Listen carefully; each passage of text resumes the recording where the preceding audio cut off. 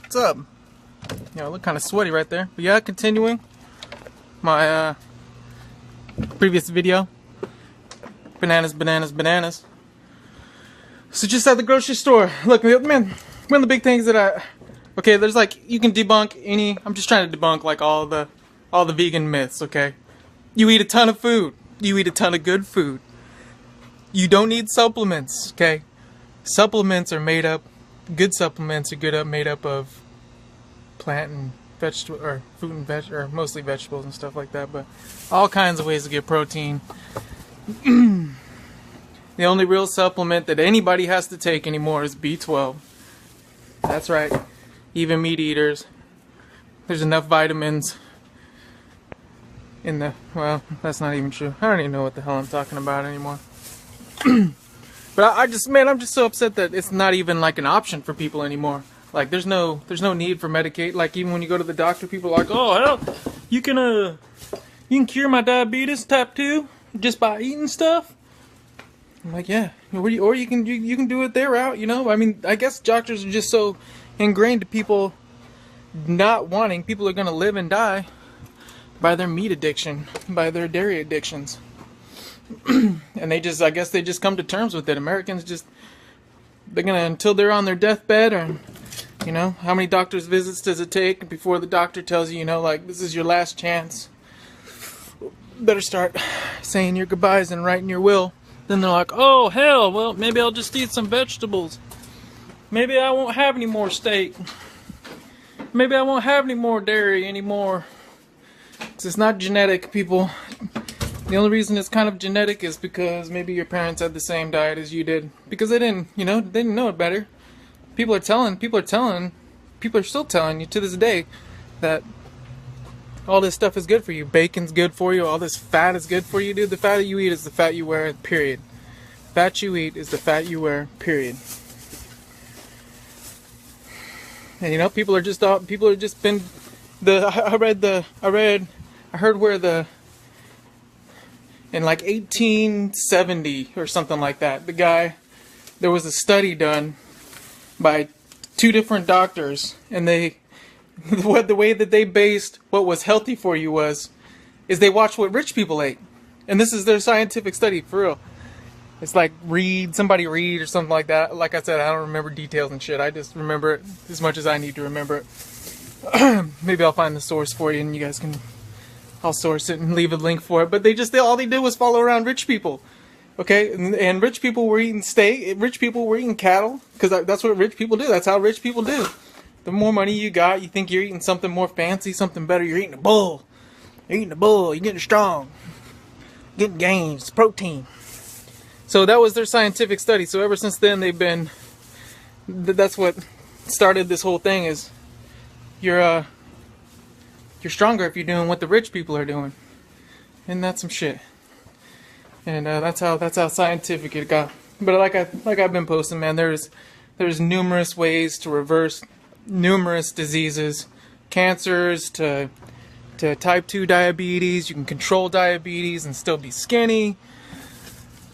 There's just all kinds of things, man. I'm just sick of it not being an option, and I'm sick of people telling athletes and telling, just like what I was told when I was a kid. You know, I heard a little bit about carb loading, but there wasn't much about nutrition. And nutrition is everything. Everything. If you're an athlete, nutrition is everything. You can perform. Somebody with lesser quality, lesser skill, less athletic capability is going to smoke your ass. If they're eating right and you're not, they're going to whoop your ass. So stop believing what all this mainstream BS, protein shakes, whey protein, all this crap about making you a better athlete. All it is packaging a light powder. It's the easiest, it's the way you can maximize profits. Is a lightweight powder, ground up, dehydrated powder that you're gonna mix. Get about, probably, who knows what the percentage is of how much nutrition you're actually going to get out of that in comparison to just eating the fruit, just eating that vegetable raw. or eating raw fruits and vegetables, you'll get way more for cheaper, and you won't spend $10,000 on supplements each year. It's just a money-making machine, man. That's all it is. It's a bunch of bullshit. You got to prove to yourself that you can survive not on a diet. It's like an addiction, man. All this shit, it's just an addiction. It's an American addiction. It's a oral addiction. Eating all this food, man. And I'm telling you, after a couple months, after the first 2 weeks of it, you're going to start seeing the light of how much this is just an addiction. How much better you feel in 2 to 3 weeks after getting rid of all dairy, not just being vegetation, all dairy, all meat, all these chemical, all these heavy metals, and all the stuff in the environment, and they you can assume that they are pesticiding the shit out of all the grain and all the stuff that they're feeding these animals, because it's not for human consumption. So like the requirements are even way less than what they already are, which is probably terrible for you. So all that stuff gets absorbed into your body. Heavy metals, pesticides, all that stuff absorbs into your body. And fish especially, are extremely like of all the meat. This is why you shouldn't eat fish. Is seafood. Seafood is the most susceptible, or I don't know. The retention for heavy metals and for chemicals and stuff like like even pesticides going into the ocean. And their environment, if they're fish farmed, they're basically swimming around the top of their shit all day, and way too many fish in a small area, you know, and it's extremely unhealthy. And let me get these bananas in. And fish are extremely receptive to it, and that's why you would think fish is like the most healthiest, the leanest usually, and they're usually wild, more likely to be wild and stuff like that. But in actuality, it's the worst. That's what most vegetarians don't understand. And that's when I was a vegetarian, I didn't understand that either. That it's actually the worst. And milk and dairy is obviously the worst. Oh, so what the hell was I saying? Saying something. Gotta get my phone on the charger. But yeah, so what else? I don't know. What else is there to say? I see a bunch of stuff. Well, vegans tell you, wait how long for a vegan to tell you that they're vegan? Well, just eat lunch with them and stuff like that. And well, hell yeah, it's true, man. But what am I selling you? What am I selling you? What am I benefiting other than your health and just spreading some information? I mean, it's pretty hard to get good vegan information and get real, truthful health information these days. It's a pretty saturated market with a bunch of money-hungry savages that don't give a shit about your health.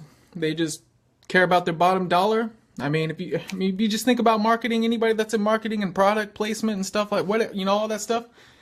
Protein powders, cheap, light, very light, shippable.